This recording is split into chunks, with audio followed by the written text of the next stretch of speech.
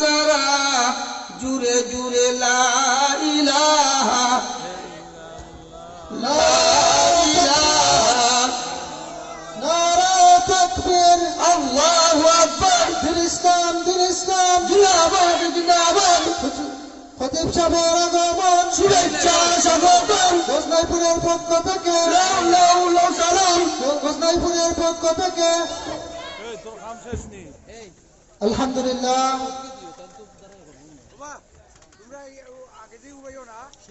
আমরা যারা বাহিরে আছি অতি দ্রুত প্যান্ডেলের ভিতরে চলে আসি এবং যারা পিছন দিকে আছি মেহেরবানি করে আমরা সামনের দিকে অগ্রসর হয়ে বসার চেষ্টা করি।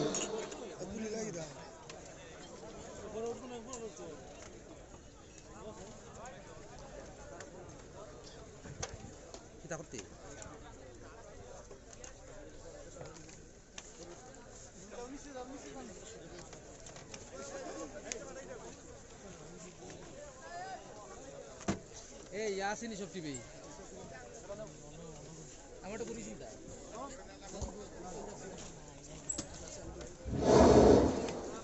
সম্মানিত শ্রোতা মণ্ডলী, হাজিরানে মজলিস, আমরা যারা গেইটে দাঁড়িয়ে আছি ও সুন্দর আমরা মাহফিলের ভিতরে ঢুকি সুন্দরভাবে নসিহত শোনার চেষ্টা করি। তাফসীরুল মাহফিল দক্ষিণ দিকে, পূব চাইতে উত্তর দিকে, সব দিকে স্থান রয়েছে। তাই আমরা সুন্দরভাবে সবার সৌন্দর্য রক্ষা করে সুন্দরভাবে সুষ্ঠুভাবে নিরবিঘ্নে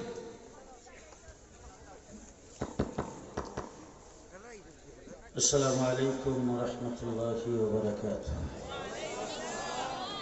درود شريف درود شريف اللهم صل على محمد وعلى آل محمد كما صليت على إبراهيم وعلى آل إبراهيم إنك حميد مجيد. اللهم بارك على محمد وعلى آل محمد كما باركت على إبراهيم وعلى آل إبراهيم إنك حميد مجيد. إن الحمد لله نحمد الله تعالى ونصلي على رسوله الكريم أما بعد فأعوذ بالله من الشيطان الرجيم بسم الله الرحمن الرحيم إنا نحن نزلنا الذكر وإنا له لحافظون وقال تعالى يرفع الله الذين آمنوا منكم والذين أوتوا العلم درجات صدق الله العظيم. وقال رسول الله صلى الله عليه وسلم من يرد الله به خيرا يفقهه في الدين أو كما قال عليه الصلاة والسلام. बुजुर्गान मुहतरम हजरत उलमाए किराम उपस्थित बरादरान इस्लाम, वही होता है जो मंजूर खुदा होता है।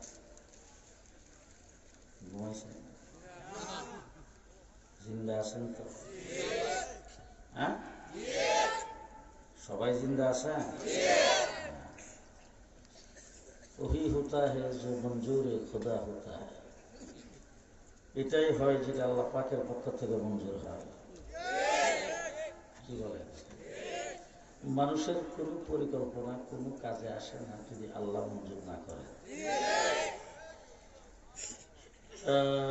আমার আসলে আপনাদের এখানকার যারা ফোন করেছেন আর আমার খুব ঘনিষ্ঠ আপনজন মহব্বতের মানুষ আজিজুর রহমান ভাই থাকেন ইংল্যান্ড, ওনার সঙ্গে বারবার কথা হইতো।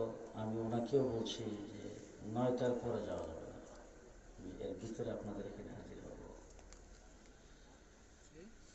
আর আপনারা বারবার বলছেন না না আরো পরে আসেন। আমি 1:30টায় রওনা হয়েছি ঢাকা থেকে। রাস্তায় প্রায় 3 ঘন্টা জাম ছিল, কয়েকটা পয়েন্টে ভীষণ জাম ছিল, জাম ঠেলতে এ পর্যন্ত আসছে। সামনে আমার আরো প্রোগ্রাম আছে, সেগুলি অপেক্ষা করতেছে। এই জন্য আমার হাতের সময় খুব কম।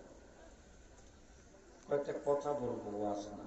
ওয়াজ এতক্ষণ শুনে ফেলছে, জানি না মাহফিল কতক্ষণ চলবে, আমার পরে কারা ওয়াজ করে।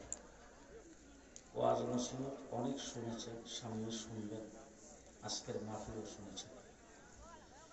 কয়েকটা কথা ইচ্ছা করতেন আমাদেরকে গরু ছাগল বানাইতে পারতেন। মাঝখানে বয়ে বয়ে যারা কথা বলবে না, চুপচাপ থাকবে না, কাউবা কাদের হবে। আল্লাহ ইচ্ছা করলে কি গরু ছাগল বানাইতে পারতাম, সাপ বিচ্ছু বানাইতে পারতাম, পোকামাকড় বানাইতে পারতাম, পানির মাছ বানাইতে পারতাম। আল্লাহ পাক ৮০,০০০ মাখলুকাতের ভিতরে আমাদেরকে অন্য কোনো জাতি না বানায় মানুষ বানিয়েছে। খুশি না বেজার? মানুষের দাম কত? কত দাম? সাপের থেকে বেশি, গরু ছাগলের থেকে বেশি। সবচেয়ে বেশি, হ্যাঁ, সবার চাইতে বেশি। গোটা সৃষ্টি জগতের ভিতরে সবচাইতে দামি করে আল্লাহ মানুষকে বানিয়েছে। সুবহানাল্লাহ এখন বলা লাগবে না, নাস্তার পরে কই আরো জোরে কোন সুবহানাল্লাহ। মানুষ বানাইছে এক নম্বর। আপনাদের এলাকায় হিন্দু নেই তো? এদের শোক একটা, এরা তো মায়ের পেটে জন্ম হয়েছে না, আসমান থেকে বসছে। হিন্দুদের জন্ম আর আমাদের জন্ম একই রকম কিনা? এখন যে শীতের দিন, হিন্দুর গায়ে শীত লাগে না তো? গরমের দিনে গরম লাগে না? এরা কি আমাদের মতো খায়, আমাদের মতো চলে? আমরা যেমন মানুষ এরাও, কত আসতে করে, আমরা যেমন মানুষ তারাও, আমরা যেভাবে দুনিয়াতে আইসি এরাও এইভাবেই দুনিয়াতে আইসে। আমরা আল্লাহ পাঠাইছে, এরা কেনা পাঠাইছে? আমাদের জন্ম দিছে আল্লাহ, এদেরকে জন্ম দিছে কেনা? শুকরিয়া আদায় করেন আল্লাহর দরবারে, আমাদেরকে আল্লাহ হিন্দু বৌদ্ধ খ্রিস্টানের ঘরে জন্ম দেয় নাই, মানুষ মুসলমানের ঘরে জন্ম দিছে। জি, আল্লাহ পাক আমাদেরকে মুসলমান বানাইছে। খুশি কিনা বলেন? আদম আলাইহিস সালাতু ওয়াস সালাম থেকে শুরু করে আমাদের নবী মুহাম্মদ রাসূলুল্লাহ সাল্লাল্লাহু আলাইহি ওয়াসাল্লাম পর্যন্ত ১,২৪,০০০ নবী পৃথিবীতে আগমন করেছেন। জানা থাকলে বলেন তো, মুসা আলাইহিস সালাম নামে কোন নবী কি পৃথিবীতে আইছিল? ইব্রাহিম আলাইহিস সালামের নামে কোন নবী হয় নাই তো? হয়েছিল। সুলাইমান আলাইহিস সালামের নামে কোন নবী আইছিল? নূহ আলাইহিস সালামের নামে কোন নবী আইছিল? ওই সময় যারা নবী হয়ে আসছিলেন তাদের সময় কোনো মানুষ পৃথিবীতে ছিল না তো? তারা নবী হয়ে আসেন কাদের জন্য? মানুষের জন্য। জান্নাতের পথ কাদেরকে দেখাইছেন? কথা আসতে বলে কেন বুঝলাম না? জান্নাতের পথ দেখাইছেন কাদেরকে? সৎ পথে ডাকছেন কাদেরকে? দ্বীনের দাওয়াত দিচ্ছেন কাদের কাছে? মানুষের কাছে। তাহলে নূহ আলাইহিস সালামের সময়ে মানুষ ছিল কিনা? ইব্রাহিম আলাইহিস সালামের যুগে মানুষ ছিল কিনা? মুসা আলাইহিস সালামের যুগে মানুষ ছিল কিনা? ওই মানুষগুলিরে পাঠাইছে কারা? তাদেরকে জন্ম কে দিয়েছেন? আল্লাহ দিয়েছেন। খুব ভালো করে মনে রাখেন, আল্লাহ তাবারক ওয়া তাআলা আদম আলাইহিস সালামের পৃষ্ঠ থেকে আমাদের সকলকে একসাথে তৈরি করেছেন। ফেরাউন, হামান, সাদ্দাত, নমরুদ, ১,২৪,০০০ নবী, তামাম পৃথিবী কিয়ামত পর্যন্ত যত মানুষ আসছে, যত মানুষ আসবে, সমস্ত মানুষকে আল্লাহ পাক তৈরি করে এক জায়গায় তখন প্রশ্ন করেছিলেন, আলাস্তু বিরাব্বিকুম, আমি কি তোমাদের প্রভু নয়? আমরা সবাই সেখানে বলছিলাম, বালা, নিশ্চয়ই আপনি আমাদের প্রভু। ওই জায়গায় আমরা যেমন ছিলাম, মুসা আলাইহিস সালামের উম্মত ছিল, নূহ আলাইহিস সালামের উম্মত ছিল, ইব্রাহিম আলাইহিস সালামের উম্মত ছিল। তাইলে তাদেরকে আল্লাহ তাবারক ওয়া তাআলা ওই আদমের পৃষ্ঠ থেকে যাদেরকে পিপিলিকার নিয়ে তৈরি করেছিলেন, এখান থেকে বাছাই করে করে কাউকে বানাইছে মুসা আলাইহিস সালামের উম্মত, কাউকে বানাইছে ইব্রাহিম আলাইহিস সালামের উম্মত, কাউকে বানাইছে সুলাইমান আলাইহিস সালামের উম্মত, কাউকে বানাইছে হযরত ঈসা আলাইহিস সালামের উম্মত, কাউকে বানাইছে হযরত সুলাইমান আলাইহিস সালামের উম্মত। এইভাবে আল্লাহ পাক ১,২৪,০০০ পয়গম্বর আদম থেকে ঈসা পর্যন্ত প্রত্যেক নবীকে দুনিয়াতে পাঠাইছে, মানুষের মধ্যে পাঠাইছে, মানুষের সমাজে পাঠাইছে, মানুষের মধ্য থেকে তাদের উম্মত বানাইছে। কিন্তু আল্লাহ তাবারক ওয়া তাআলা আমাদেরকে রূহের জগতে রিজার্ভ করে রেখে দিয়েছেন বিশ্ব নবী, আখিরি নবী, শ্রেষ্ঠ নবী, আল্লাহর হাবিবের উম্মত বানাইবার জন্য। এরা বানাইছে আল্লাহর দরবারে দরখাস্ত করছিলেন, আল্লাহ বলে দর্শি না আমরা ফাটাইবার লাগে, এখন আল্লাহর দোয়া দুষ্টুর করে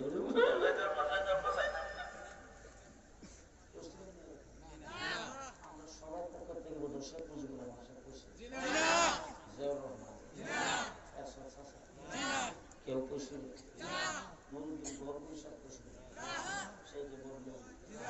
কেউ দরখাস্ত করে না, বিনা দরখাস্ত আল্লাহ নিজ দায়িত্বে নিজ কুদরতি হাতে আমাদেরকে বাছাই করে রেখে দিছে আখির নবীর উম্মত বানাইবার লাগে।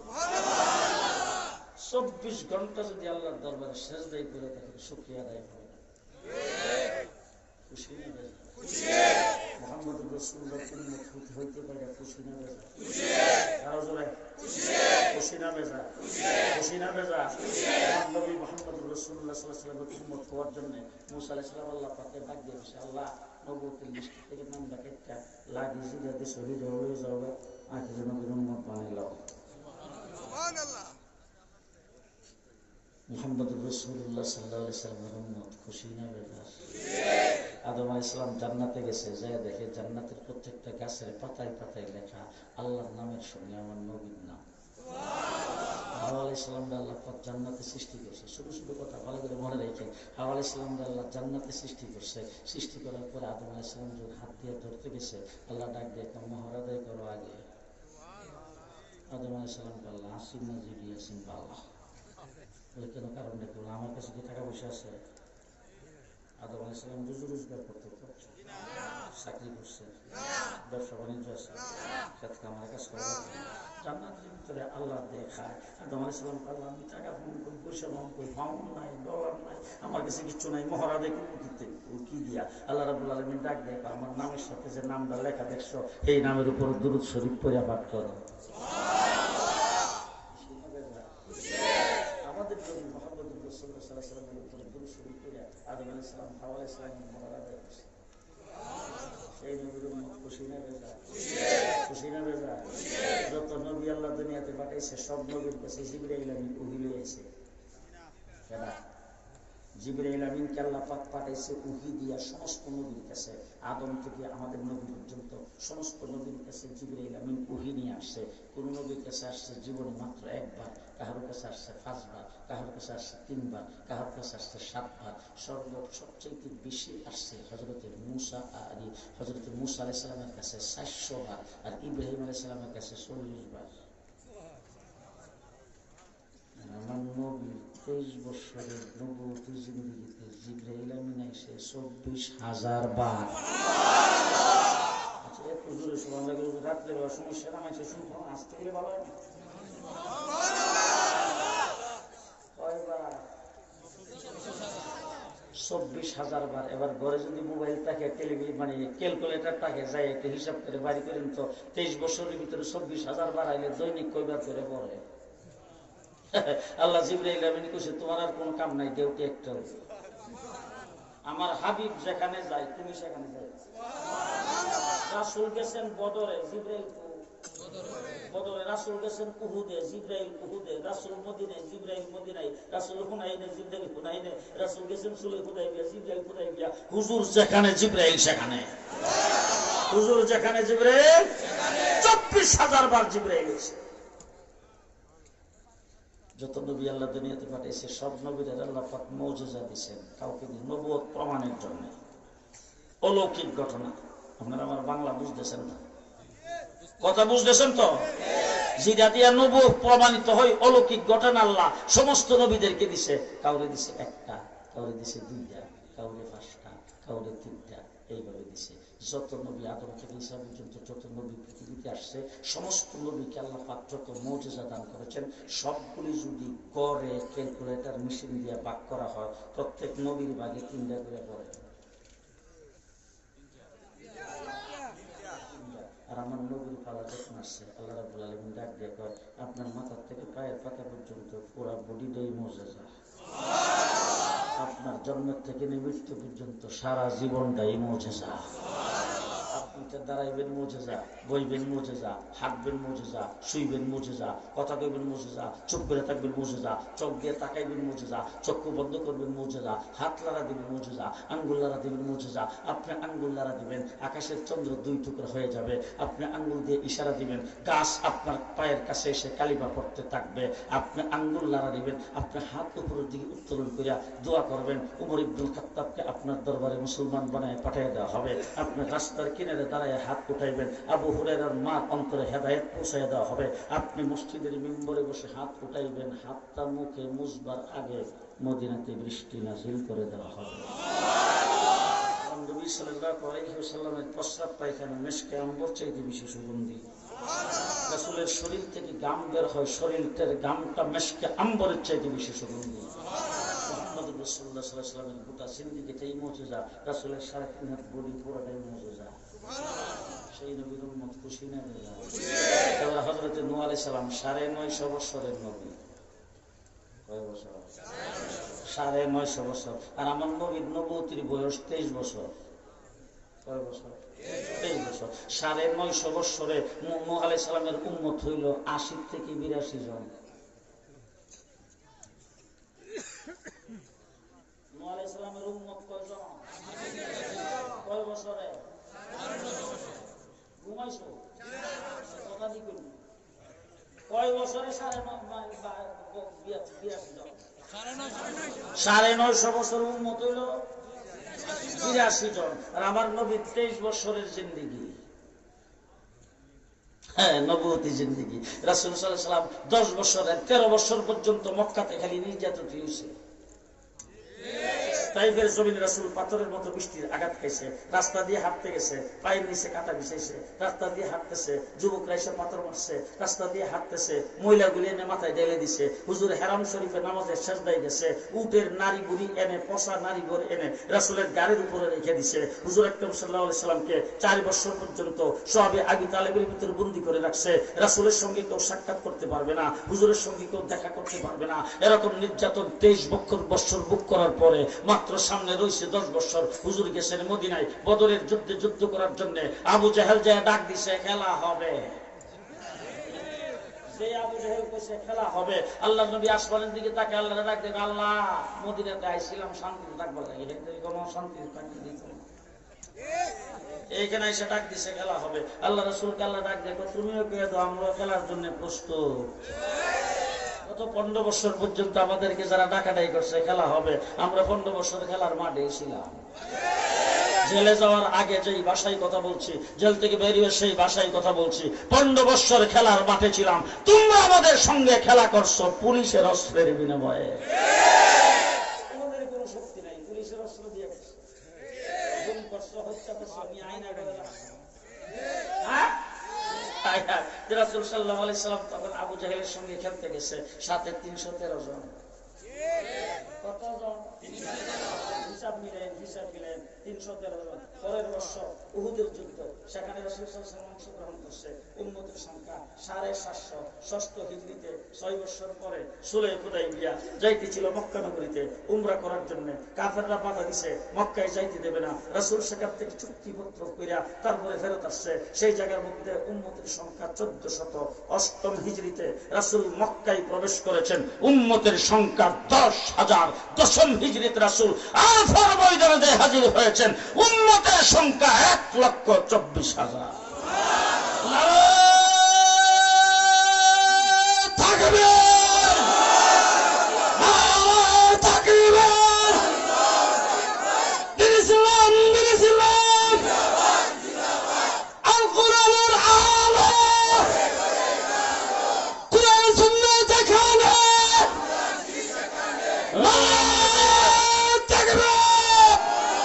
শেষ কথা আপনাদের সামনে যেটা বলতে চাই, হযরত আদম থেকে ঈসা পর্যন্ত যত নবী পৃথিবীতে আসছে, নবী গেছে, তার নবুয়তিও গেছে, তার মুজিজাও গেছে, তার কিতাবও গেছে। ঈসা আলাইহিস সালামের কাছে ইনজিল কিতাব নাজিল ছিল, এখন আছে তো আপনাদের কাছে নাই। নবীগঞ্জ তো আছে, হবিগঞ্জ।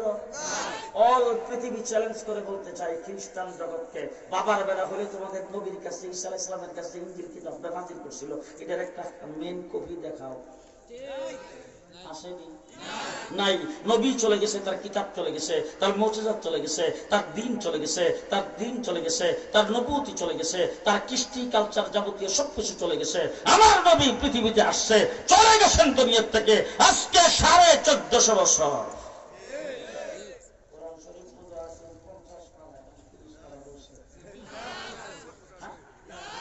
সূরা ফাতিহার আয়াত আছে 41টা, এখন রয়েছে 7টা। ফজরের নামাজ আছে 32 রাকাত, এখন কাজ সাফ করতে করতে 4 রাকাত রয়েছে। হুজুর ফরজ আছে 21টা, এখন রয়েছে 4টা। কথা যে আসতে তো মুহাম্মদুর রাসূলুল্লাহ সাল্লাল্লাহু আলাইহি ওয়াসাল্লাম নবী মসজিদে প্রবেশ করতেন ডাইন পা দিয়ে, আমরা এখন এখনো আছে। হুজুর মসজিদে প্রবেশ করার সময় আল্লাহুম্মা আফতাহলি আবওয়াবা রাহমাতিক এই দোয়াটা পড়তো। আমাদের বেলায় বলতো দোয়া আছে, এটা হইল সে কথা কয় না দিন কোনো পরিবর্তন কোনো পরিবর্তন। রাসূলের সময়ে গোসলের ফরজ ছিল 3টা, এখনো 3টাই আছে। হুজুর ফরজ ছিল 4টা, এখনো 4টাই আছে। তায়াম্মুম ফরজ ছিল 3টা, এখনো 3টাই আছে। সুদ হারাম করেছেন, এখন হারামই আছে। সুর হারাম করেছেন, এখনো হারামই আছে। পর্দা ফরজ করেছেন, এখনো ফরজই আছে। ব্যবসা হালাল করেছেন, এখনো হালালই আছে। রাসূল সাল্লাল্লাহু আলাইহি ওয়াসাল্লাম 1400 বছর আগে যেই দিন নিয়ে আসছিলেন এই দিন এখনো আছে, কিয়ামত পর্যন্ত থাকবে। কি বলেন? থাকবে কিনা? আমরা রাখবেন কিনা? রাখবেন কিনা? এবার 1400 বছরের দিন কেমনে আসে এই কথাটা আপনাদেরকে বললে কথাটা শেষ করতে চাই। 1400 বছরের দিন কেমনে আসে বলা করে বুঝেন। হযরত মূসা আলাইহিস সালাতু ওয়াস সালামের সাথে বনী ইসরাঈলের উম্মতের সংখ্যা 6 লাখ। কয় লাখ? 6 লাখ। আর ফেরাউন মূসা আলাইহিস সালামের সাথে মোকাবেলা করতে আসছে তার সঙ্গে 9 লাখ। কয় লাখ? 9 লাখ। হযরত মূসা আলাইহিস সালামের উম্মতরে আল্লাহ পাক আসমান থেকে মান্না ওয়াস সালওয়া পাঠাইছে, সেগুলি খাইছে, পাক শাকও করা লাগে না। মরুভূমির উপর দিয়ে যাইতেছে, হযরত মূসা আলাইহিস সালাম পানি দিয়ে লাঠি দিয়া একটা পাথরের মধ্যে বাড়ি দিছে, 12টা নহর জারি হইছে। যাইতেছে সাগর বর্ষের সামনে, মূসা আলাইহিস সালাম লাঠি দিয়ে বাড়ি দিছে, সাগরের মধ্যখান দিয়ে রাস্তা। এত নিয়ামত যখন তারা পাইছে, হযরত মূসা আলাইহিস সালাম ডাক দিয়ে ফেরাউনের লগে যুদ্ধ করা লাগবে। যদি ফেরাউনের লগে যুদ্ধ করা লাগে তুমি আর তোমার আল্লাহ কইরো, আমরা নাই।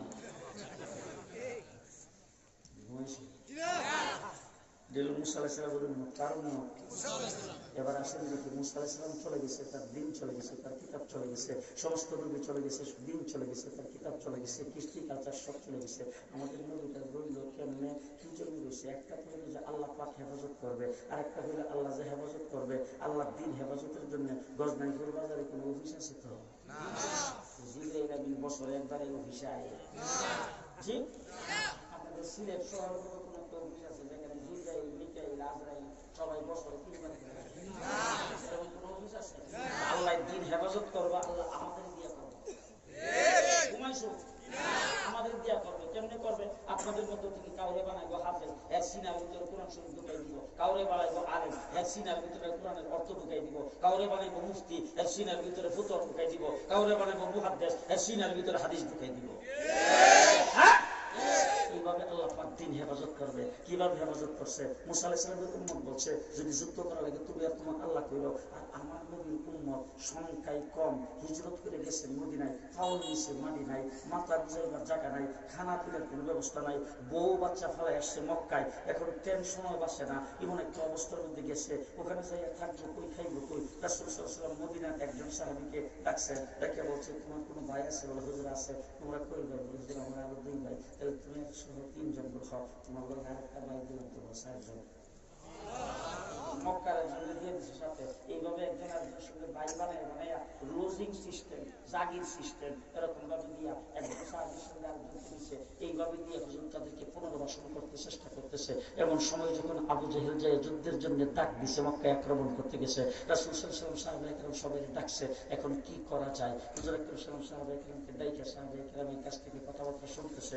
এমন সময় সাহাবীরা আল্লাহর নবীর সামনে দাঁড়িয়ে বলছেন, ও আল্লাহর হাবিব, হযরত মূসা আলাইহিস সালাম যখন তার উম্মতকে যুদ্ধের কথা বলেছেন, তখন মূসা আলাইহিস সালামের উম্মত বলেছেন, এই মূসা, যদি ফেরাউনের সাথে যুদ্ধ করা লাগে তুমি আর তোমার আল্লাহ কইরো। তারা মান্না ওয়া সালওয়া খাইছে, আল্লাহ পাকের নিয়ামত ভোগ করছে। এরপরে তারা বলছে আল্লাহ মূসা আলাইহিস সালাম যুদ্ধ করার জন্য আমাদের পেটে ভাত নাই, পরনে কাপড় নাই, বউ বাচ্চা মক্কায় ফেলে আসছি, আমাদের পায়ের নিচে মাটি নাই, মাথা গুজাইবার জায়গা নাই, মাথার উপর কোনো ছায়া নাই, অস্ত্র নাই, অর্থ নাই, সম্পদ নাই, কিচ্ছু নাই।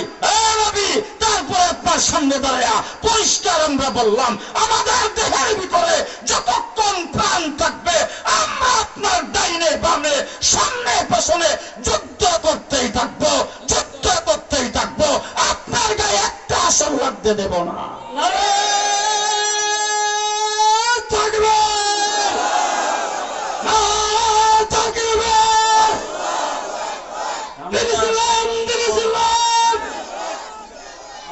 সেই উম্মত। এবার আমি আপনাদের কাছে জানতে চাই, আপনাদের বক্তব্য কি?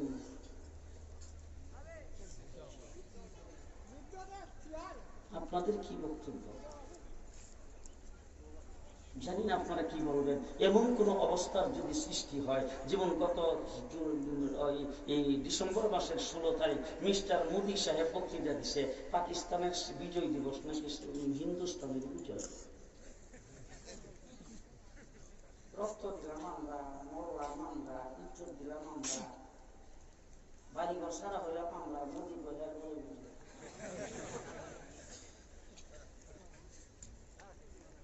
যে লোকটা করতেছে হের বিজয়। এরপরে যে আমাদের দেশে যে সরকার আছিল আগে থেকে আমরা স্বামী স্ত্রীর সম্পর্ক,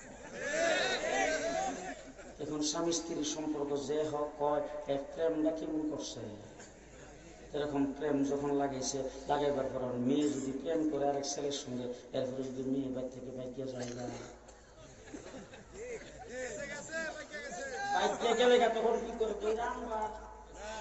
চেষ্টা করে, চেষ্টা করে, লোকজন লাগায়, তারপরে কেস করে, মামলা করে, এই করে সেই করে, এরপরে যখন আয় না তখন তির্য কথা কয় না। এখন সে বাগায় নিছে, হে যদি আবার যৌতুক চায়, না লাগিলে উঠবো, এই কথা কই না, দিবেন না লাগিলে উঠবে। হ্যাঁ,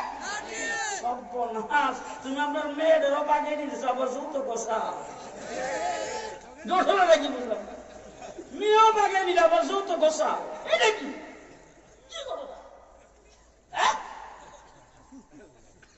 পরাজিত শক্তি 15 বছর পর্যন্ত বাংলাদেশের সম্পদকে লুণ্ঠন করেছেন।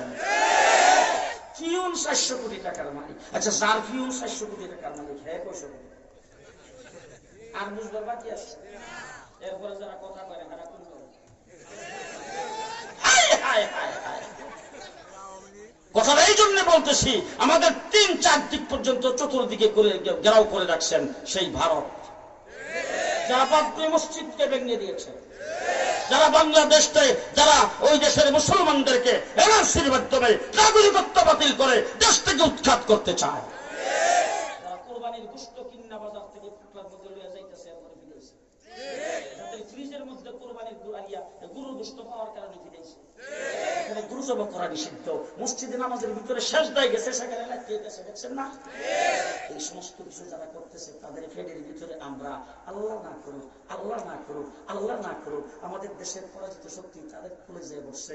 এবং যদি কোনো পরিস্থিতি আসে, বাংলাদেশের স্বাধীনতাকে উৎসব করে দিবে, স্বাধীনতার উপর আক্রমণ আসবে, ইসলামের উপর আক্রমণ আসবে, তখন কি বুক টান করে বলতে পারবেন কেল্লা কাটায়া দেব, ইসলাম দেব না? এটা কেটা পারবে?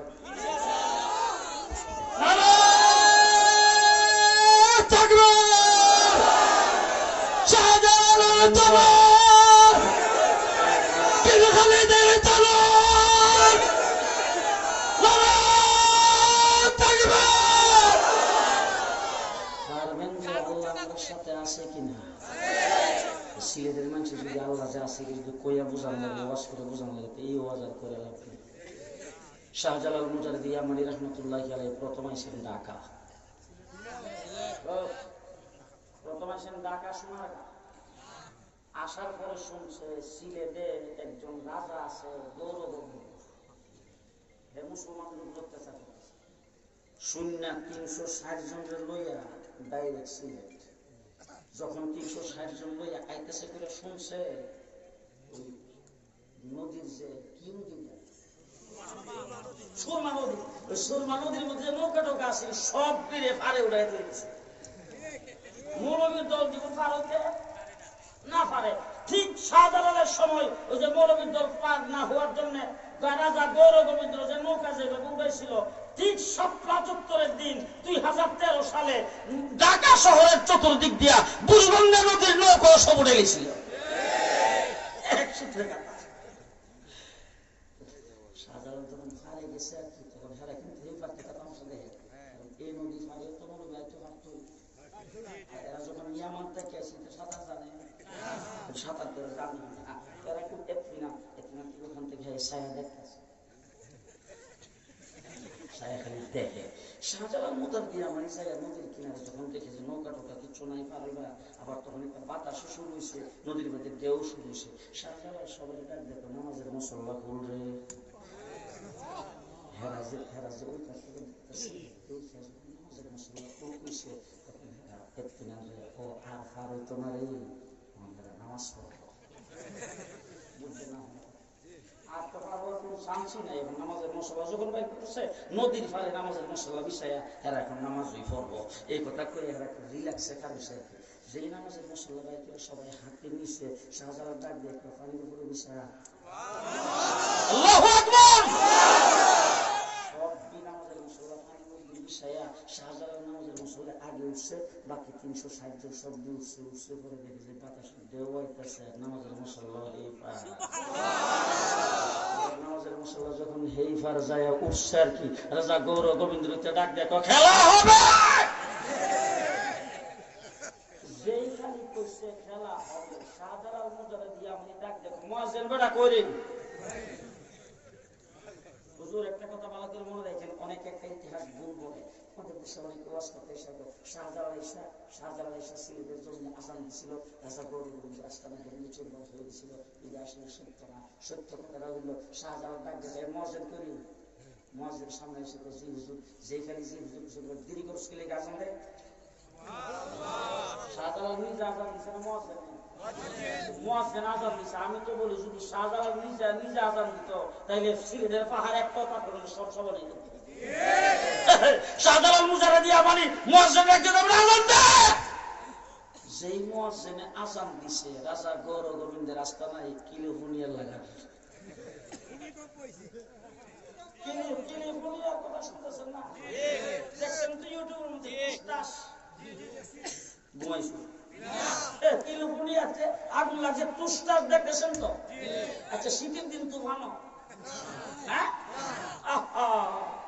গরমের দিন যখন প্রচন্ড গরম হয় তখন গরমের খরায় মাটি গরম হয়ে যায়, পাথর গরম হয়ে যায়, সেখান থেকে অগ্নিগিরি সৃষ্টি হয়। কিন্তু শীতের মৌসুমে হয় না। আল্লাহর গজব কেমনে নাজিল হয়েছে, কেমনে নাজিল হয়েছে? বাইতুল মুকাদ্দাসকে ধ্বংস করে দিবা, বাইতুল মুকাদ্দাসের ক্ষেত্রে নবীদের দেশের মুসলমানদেরকে মারবা, পৃথিবীর মুসলমানদেরকে মারবা, ইরাককে মারবা, আফগানিস্তানে মারবা, আফগানিস্তান থেকে লাঠি ডান্ডার বাড়ি খেয়ে ক্যাম্পাস পয়রে বিদায় আল্লাহর গজব শুরু হয়েছে। সেই শাহজালালের দেশের মানুষ আপনারা কি দিয়ে বুঝাইতে? মুসা আলাইহিস সালামের উম্মত কইছে তুমি আর তোমার আল্লাহ করো, আমরা নবীর উম্মত তো ডাইনে বামে সামনে পেছনে যতক্ষণ দেহের ভিতরে প্রাণ থাকে। আমরাও কথা কিন্তু এটাও আমরাও কথা এই মাশাআল্লাহ বলেছি কথা আমরাও কথা। আপনি মুসলমান তো, আমি মুসলমান তো, ইসলামের দাবি ভালো করে মনে রাখবেন, ইসলামের দাবি, ঈমানের দাবি, বিশ্বনবীর উম্মতের দাবি সর্বশ্রেষ্ঠ হলো ইসলামের জন্য জীবন দিয়ে দেওয়া। ঠিক না ঠিক? আর ইসলামের জন্য যদি আপনি জীবন দেন, বড় আল্লাহর ওলি, বুজুর্গ, বড় আবেদ, বড় কুতুব, যদি আপনি ইন্তেকাল করেন আপনাকে হিসাব দিয়ে পার হইতে হবে। ইসলামের জন্য যদি জীবনটা দিয়ে দেন ডাইরেক্ট ওলি, আব্দাল, গাউস, কুতুব যা আসে দুনিয়াতে মরার পরে জান্নাত নাই। মরার পরে কবরের মধ্যে যাওয়ার পরে যদি ভালো মানুষ হন, নেককার হন, ওলি হন, আব্দাল হন, গাউস হন, তাহলে জান্নাতের কিছু সুযোগ সুবিধা কবরে বসে পাইবেন। আসল জান্নাত পাইবেন হাসরের পরে। কথা বাংলা বুঝাইতেছে? আর যদি শাহাদাতের মৃত্যু হয়, মৃত্যু হইল বাংলাদেশে ডাইরেক্ট জান্নাত। কথা কি বুঝাইতে পারলাম? এবার শেষ কথা আপনাদের বলি, আমরা দেশটা মুসলমানের দেশ, মুসলমানের দেশ। আমরা মুসলমানরা মুক্তিযুদ্ধ করে দেশ স্বাধীন করছি। এবার দেশটা 54 বছর পর্যন্ত স্বাধীন। বাংলাদেশের সর্বপ্রথম যিনি ক্ষমতায় আছে আমার সোনার বাংলা, একজনে বমি করছে আরেকজনে খেয়েছে। কিছুদিন পরে আরেকজনে এসে কয় সোনার বাংলা কয়ে একজনে বমি করছে আরেকজনে খাইছে রে, আমার হইল সবুজ বাংলা। কিছুদিন পরে হেও ক্ষমতা দেশে ক্ষমতা থেকে আইসে এরশাদ চাচা, আর এখন নতুন বাংলা এসে শেখ হাসিনা, এখন মডার্ন বাংলাদেশ, কিছুদিন পর মডার্ন শেষ, এবার আধুনিক বাংলাদেশ, কিছুদিন পর আধুনিক শেষ, এবার ডিজিটাল বাংলাদেশ। কিছুদিন পরে যখন পদ্মা ব্রিজ করে ফেলছে, পদ্মা ব্রিজ উদ্বোধনের সময় ডাক দেয়া কয় স্মার্ট বাংলাদেশ। কি বাংলাদেশ? স্মার্ট বাংলাদেশ। আপনারা বিরক্ত হচ্ছেন, আর আমিও আপনাদের বিরক্ত করার জন্য ওয়ার্ডার করতেছি, সামনে যেন দাওয়াত না হয়। কথা বুঝতে পারলাম? আমার আজিজ ভাই বলে দেন আমি ওয়াজই করতেছি, সামনে যেন দাওয়াত না দেয়। তো স্মার্ট বাংলাদেশ এর সাথে একটা শব্দ লাগাইছে, আপনারা মনে আছে কিনা? ভিশন 41, ভিশন 41 41 জেলে ছিলাম যখন এই কথা শুনছি। 41 পর্যন্ত যদি ক্ষমতায় থাকে আমরা বাইরেও চান্স আছে, জেলটা কি তোমার মধ্যে চিন্তা ভাবনা করতেছে। 41 পর্যন্ত ক্ষমতায় থাকবো, আল্লাহ ডাক দেখো থাম বেটা, 41 পর্যন্ত ক্ষমতায় থাকবে। ভিশন 41 না ভিশন 24? আল্লাহ কইছে ভিশন 24, হাসিনা কইছে ভিশন 41। কোনটা হইছে? হ্যাঁ, কেমনে ওইলো হিরেই তো বুঝলাম না। 2013 সালে 2021 সালে হেফাজত ইসলামের মাইরা বুঝাই দিছে, আমরা জেলখানার ভিতরে বন্দি করে দিয়ে দিছে। 28 তারিখে বিএনপি নামছে, সন্ধ্যার আগেই তাদেরকে মেসাকার করে দিছে, বড় বড় নেতারা বন্দি করে নিয়ে থই দিছে জেলখানার ভিতরে। এবার জামাত ইসলামের অনেকে ফাঁসি টাসি দিয়া দিছে, সব শেষ করে। কেমনে হবে ভিশন 24? আল্লাহ ডাক দিয়া দেখোস নাই কেমনে হয়েছে। আব্রাহা বাদশা আসছিল যে বাইতুল্লাহ শরীফ ধ্বংস করতে, এটারে 150 টাকার পাখি দিয়ে ধ্বংস করছি, আর হাসিনারে ধ্বংস করছি ছাত্র লাগাইয়া।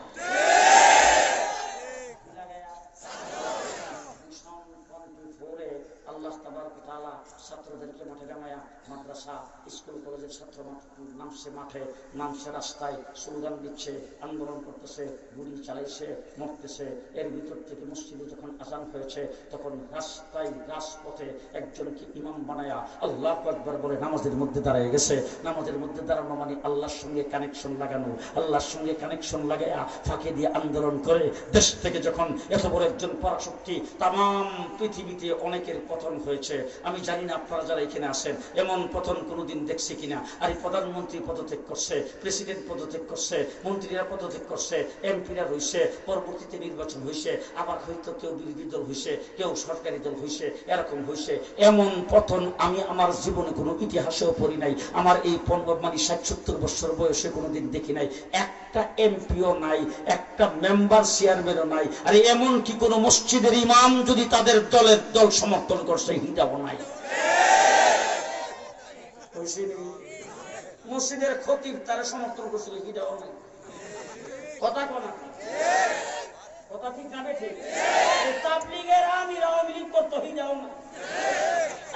কোন মাদ্রাসার মুতাআলিম আওয়ামী লীগের সমর্থন করছে হিটাও না। এইটাও নাই। কথা বলতে নেই কারণ আমরা ঢাকা শহরে দেখছি। আমি ছিলাম ওই দিন লন্ডন 5 তারিখে, যখন পতন হয়েছে শুনলাম আমার সঙ্গে দেখা সাক্ষাৎ করতে গেছে। বিকালবেলা এক মাদ্রাসা হুজুরের ফোন দিলাম, হুজুর আপনার মাদ্রাসা যে মুতামশা দেখতাম সরাসরি মন্ত্রী বুদ্ধ এখন কই হুজুর কই যে গেছে ভাতটা খায়। শেষ কথাটা কমু, যদি সমর্থন করেন হাত উঁচু করে সমর্থন করবেন, আমরা ওই হাতটাকে বসে নিচের দিকে রাখবেন। এটি আজকে আমার ওয়াজের শেষ কথা। দেশ ডিজিটাল দেখেছি, দেশ স্মার্ট দেখেছি। কাঁচা মরিচের কেজি 1200 টাকা। এবার বিপ্লব ঘটায় জুলাই আগস্টের আন্দোলনে যেই দেশ আমরা মুক্ত করেছি সেই দেশ আগামী দিনে হবে ইসলামের বাংলাদেশ, ইসলামের বাংলাদেশ, ইসলামের বাংলাদেশ।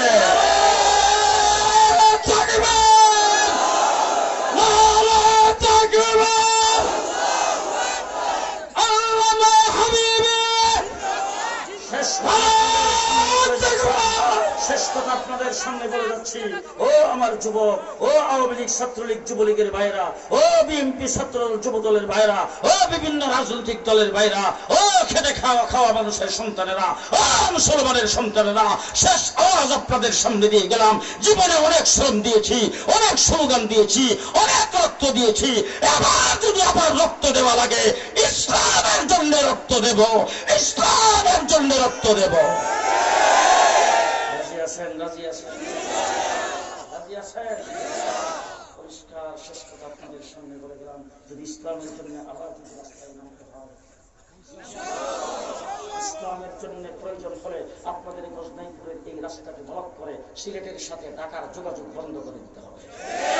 ইসলাম প্রতিষ্ঠার জন্য যদি আবার শাপলা চত্বরে যাইতে হয়, আবার শাপলা চত্বরে যাইতে হবে। যাবেন তো ইনশাআল্লাহ? শেষ কথা বলে গেলাম, এবারের সংগ্রাম ইসলাম প্রতিষ্ঠার সংগ্রাম।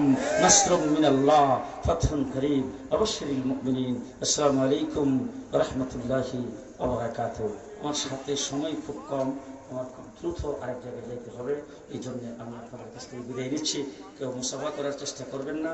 আমি আপনাদের এখানে আসছি, একটা চাও খেতে পারলাম না, বসতে পারলাম না, কোনো কথা বলতে পারলাম না।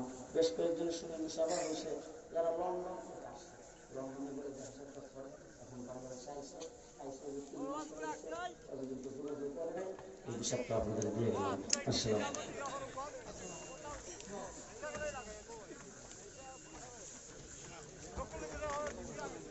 আলহামদুলিল্লাহ, আমরা সুন্দরভাবে বসে পড়ি। ইনশাআল্লাহ দোয়া এর আগে আমাদের সিন্নি বিতরণ করা হবে, এজন্য আমরা প্রত্যেকে নিজ নিজ স্থানে বসে পড়ি। একজন উপরে যাও, একজন উপরে যাও।